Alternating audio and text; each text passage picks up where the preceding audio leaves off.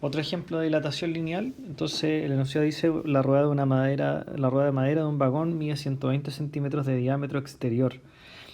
La llanta de acero para esta rueda se construye más pequeña para que al colocarla sobre la rueda pueda contraerse y generar un buen ajuste. Si el diámetro interior de la llanta es de 119,6 centímetros a una temperatura de 20 grados Celsius, encontrar la temperatura a la cual debe calentarse para colocarla sobre la rueda. El coeficiente de dilatación lineal del acero es de 1,2 por 10 a la menos 5, 1 partido por grado Celsius. Entonces, primero la rueda de madera, ya, tiene 120 centímetros de diámetro exterior, mientras que la llanta, su diámetro interior es de 119,6. Entonces hay que dilatarla para que pueda entrar sobre la rueda de madera. Ahora, obviamente, si esto se dilata, va a cambiar, ¿no es cierto?, la configuración de la rueda. Entonces, si se dilata, ¿no es cierto?, en realidad lo que va a hacer es que esta va a crecer, entonces el aro va a ser más grande. Y en realidad la diferencia es que es la siguiente, o sea, el perímetro rojo, ¿no es cierto?, que la longitud de la circunferencia es menor que el perímetro azul. Eso es lo que pasa, ¿ya? Entonces, en el fondo, este 2pi por r, ¿no es cierto?, que es el perímetro rojo, tiene que ser menor que este 2pi por r. Entonces, en realidad lo que está ocurriendo acá es un problema de dilatación lineal, porque en el fondo crece el perímetro. Y eso es lo que hay que lograr calcular acá, la variación de los perímetros. Y a partir de esa variación de los perímetros vamos a ver cuál es la temperatura a la cual hay que llevar la rueda. Entonces vamos a ver un poquito el desarrollo. Ya, inicialmente, ¿no es cierto?, la llanta de acero al inicio tiene un diámetro de 119,6 centímetros. Como el diámetro es el doble del radio, eso implica que el radio de esta llanta, ¿no es cierto?, es 59,8 centímetros. Por lo tanto, el perímetro inicial es 2pi por r, por lo tanto eso es 2 por 3,14 por 59,8 centímetros, lo que nos da un total de 375,54 centímetros de perímetro inicial. ¿Ya? Y vamos entonces a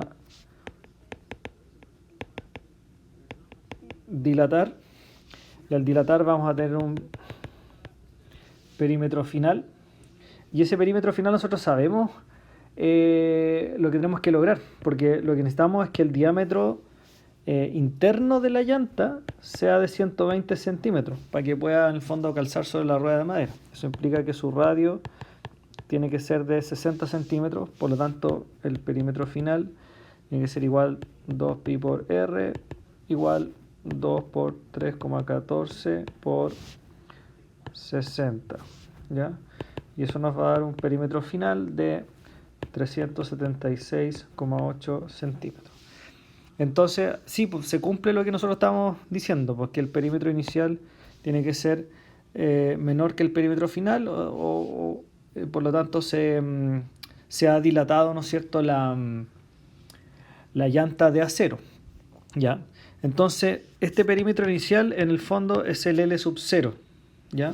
Y este de acá es el L. Por lo tanto, con esos valores lo que nosotros podemos calcular es el delta L, que sería L menos L sub 0, es decir, cuánto creció, ¿no es cierto?, la llanta de acero. Entonces tu L es 376,8 centímetros menos el L sub 0, que son 375,54 centímetros. Por lo tanto, el delta L de la llanta es 1,26 centímetros. ¿Ya? Ya tengo un valor, que es el delta L. ¿De acuerdo?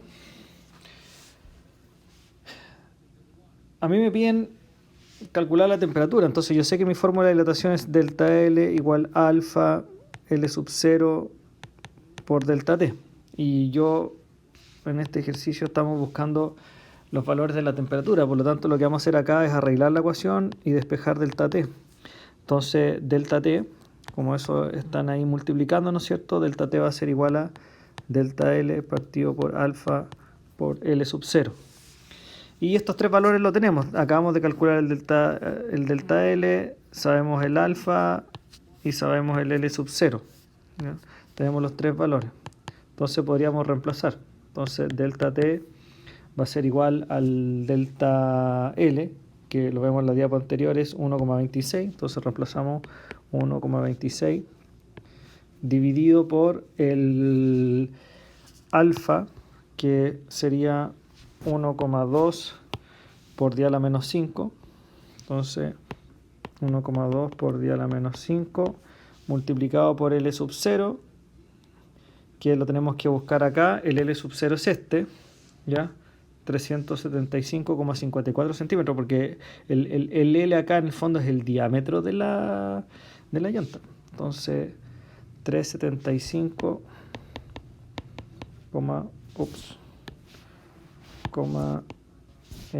54. ¿Ya? Entonces el delta T acá nos va a dar 279,60. Pero ojo, ese es el cambio. A mí me preguntan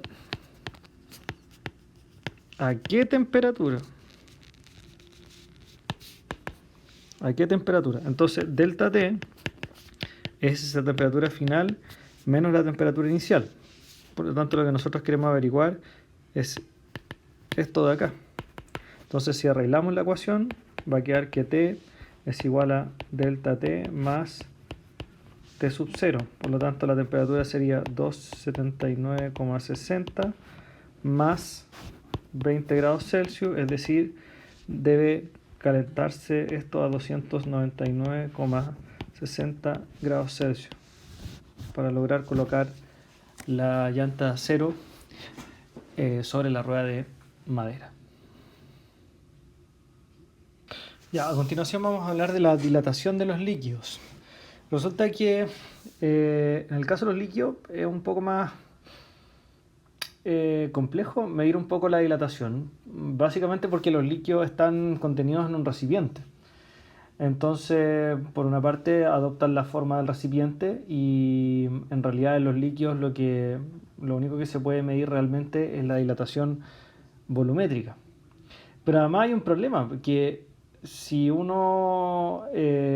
líquido se está dilatando porque está recibiendo alguna suerte de energía calórica y está aumentando su temperatura, el recipiente probablemente también está recibiendo esa energía calórica, entonces se está dilatando el recipiente y el líquido al mismo tiempo, y eso complica para poder saber exactamente cuánto se dilata el líquido. Entonces vamos a ver acá algunos conceptos con respecto a la dilatación de los líquidos.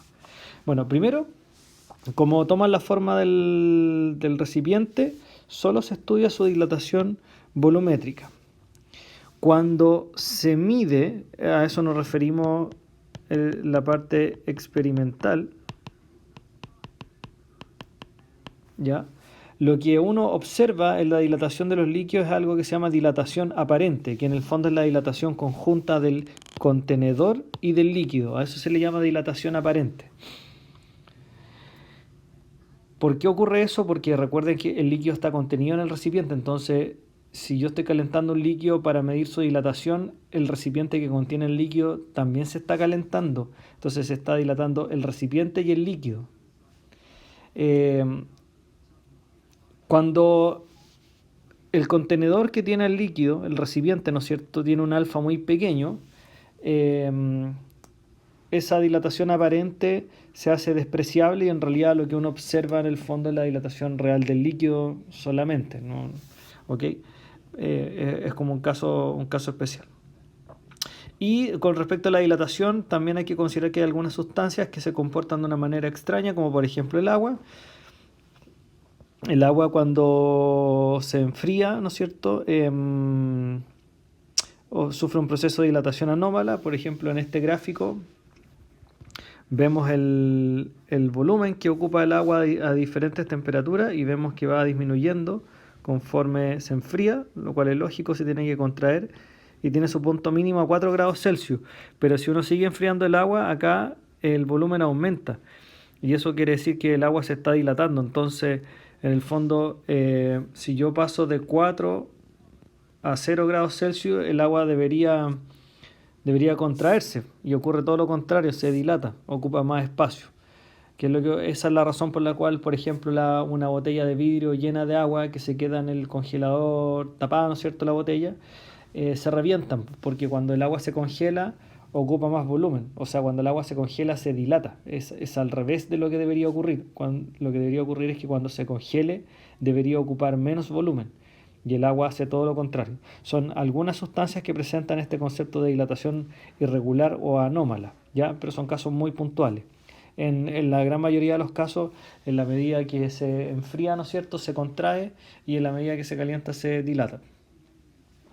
Ya, veamos un ejemplo para poder aplicar los conceptos anteriormente presentados. Entonces, lo que tenemos acá es lo siguiente. Tenemos a la izquierda aquí, tenemos un frasco de vidrio que está relleno con mercurio, ¿ya?, que es un metal que es líquido, ¿no es cierto? Entonces, el frasco es de vidrio y adentro tiene un líquido mercurio. Y esto está lleno, pero exactamente hasta el borde, sin que se derrame ni una gota. Y tenemos en una condición inicial de 0 grados Celsius. Después colocamos un mechero abajo y vamos a calentar esto hasta 100 grados Celsius. Y vamos a poner acá un recipiente porque a medida que se caliente el mercurio se va a ir dilatando, entonces va a ocupar más espacio y debería empezar a chorrear. Pues eso es lo que se ve acá en la imagen, que está chorreando el mercurio por el recipiente. Y vamos a recoger entonces el mercurio que cae acá y después vamos a medir cuánto mercurio cayó, ¿ya? Entonces, y con eso vamos a tratar de medir la dilatación del mercurio, ¿ya? Pero aquí vamos a presentar también el concepto de la dilatación aparente, porque el frasco también se va a estar dilatando. Entonces, vamos al enunciado primero. Dice, se tiene un frasco de vidrio de 1000 ml, ya esa es la capacidad que hace, a 0 grados Celsius, completamente lleno de mercurio. Por lo tanto, en esta condición inicial, aquí hay 1000 ml de mercurio y el frasquito también tiene 1000 ml de volumen, o sea, son exactamente iguales.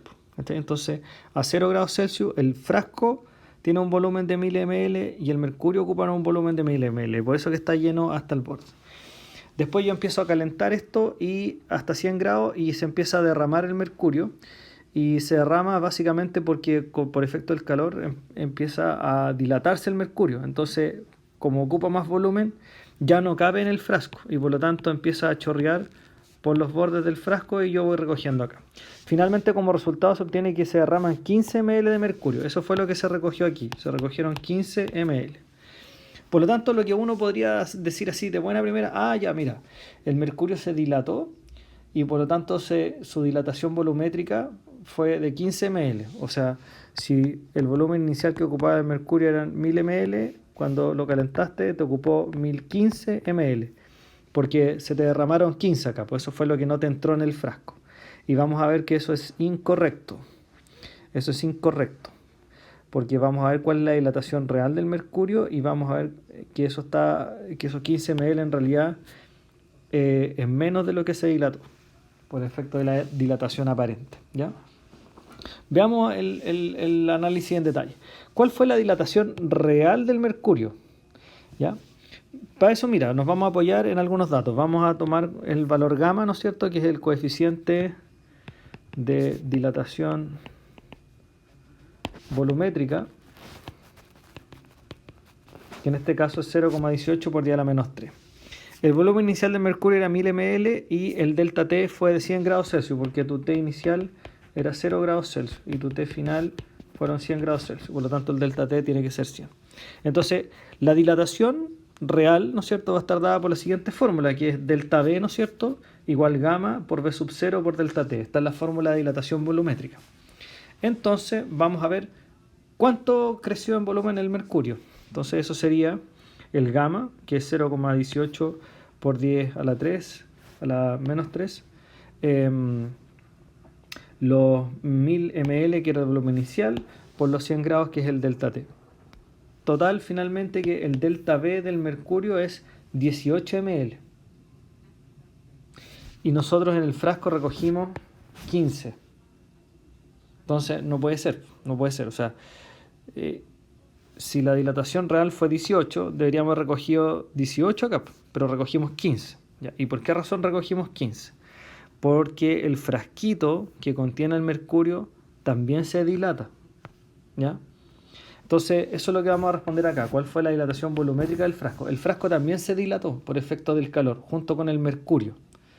Entonces, vamos a ver acá el concepto de volumen real y aparente. ¿Cuál es el delta V real? El delta V real es el calculado por la fórmula de dilatación volumétrica. Y el volumen aparente fue lo que nosotros recogimos en el experimento. Ya. Es lo recogido. Entonces, la dilatación del frasco tiene que haber sido necesariamente la diferencia entre la dilatación real del mercurio, que son 18 ml, menos lo recogido, que fueron 15. Por lo tanto, el frasco se tiene que haber dilatado 3 ml. 3 ml. ¿Ya? Entonces, para recapitular lo siguiente, o sea, inicialmente era el frasco con 1000 ml de mercurio. Se aumentó la temperatura y si el frasco no se hubiese dilatado, el frasco habría seguido siendo de 1000 ml, pero como el mercurio se dilató 18 en la práctica, tendrían que haber salido 18 ml para afuera. Pero eso no fue así. Lo que ocurrió es que partimos con el frasquito de 1000 ml de volumen y terminamos con un frasquito que tenía 1003 ml de volumen porque creció. El mercurio se dilató 18, pero como el frasquito aguantaba un poco más, solo se alcanzaron a salir 15 ml. ¿Ya? Entonces, la dilatación aparente es lo que uno parece ser que vio que se dilataba, pero realmente no lo es, porque aquí hay dos cosas que se dilataron al mismo tiempo, el frasco y el mercurio. ¿Ya? La dilatación real siempre se calcula por fórmula. ¿Ya? La aparente es la que se ve en el fondo en forma experimental. Ahora, lo bueno de esto es que uno puede calcular con esto, por ejemplo, nosotros calculamos cuánto se dilató el frasco. Sin ni siquiera, porque el delta V del frasco también se podría calcular con la fórmula de dilatación volumétrica, pero nosotros la calculamos de manera indirecta, utilizando la dilatación real y aparente de un líquido que estaba contenido en el frasco, que era el mercurio. Entonces, de hecho, la aplicación de esto es justamente para calcular las dilataciones volumétricas de otros materiales, conociendo solamente uno de ellos. ¿Okay? Y si nosotros conocemos cuál fue el coeficiente de dilatación o sea, conocemos cuál fue la dilatación que tuvo el frasco, podemos con eso determinar el coeficiente de dilatación lineal del frasco de vidrio. Entonces, aquí hacemos como un resumen de todo lo aprendido. Entonces, conocemos cuánto se dilató el frasco y conocemos el volumen inicial del frasco. Entonces, y además conocemos, por supuesto, el delta T porque lo llevamos de 0 hasta 100 grados. Entonces, nuestra fórmula de dilatación lineal es delta V, de dilatación volumétrica, perdón, es delta V igual gamma V sub 0 por delta T. Vamos a despejar gamma de esta ecuación, que lo tenemos acá. Sería delta V partido por V sub 0 por delta T. ¿Cuál fue el delta V? 3 ml. Acuérdense que eso salió de esta resta de acá. Determinamos el volumen del frasco a partir de la resta del volumen real menos el aparente del mercurio, que son 3 ml. Eso fue lo que creció el frasco, dividido por el volumen inicial, que son 1000 ml, ¿no es cierto? Por el delta T, que son 100 grados, ya lo teníamos establecido. Finalmente, resolviendo esta ecuación, sabemos que el gamma sería 3 por 10 a la menos 5, 1 partido por grado Celsius. Pero este es el gamma, es el volumétrico. Y el ejercicio pide el coeficiente de dilatación lineal, por lo tanto está pidiendo el valor de alfa. Entonces, gamma es igual a 3 alfa. ¿Ya? Eso es una deducción que habíamos presentado anteriormente. Gamma es igual a 3 alfa, beta es igual a 2 alfa y el alfa, que es el coeficiente lineal. Entonces en este caso ocupamos esta porque acabamos de calcular gamma. Entonces alfa sería igual gamma dividido por 3, por lo tanto sería 3 por 10 a la menos 5 dividido en 3 igual 1 por 10 a la menos 5, 1 partido por grado Celsius, y ese sería el alfa del vidrio.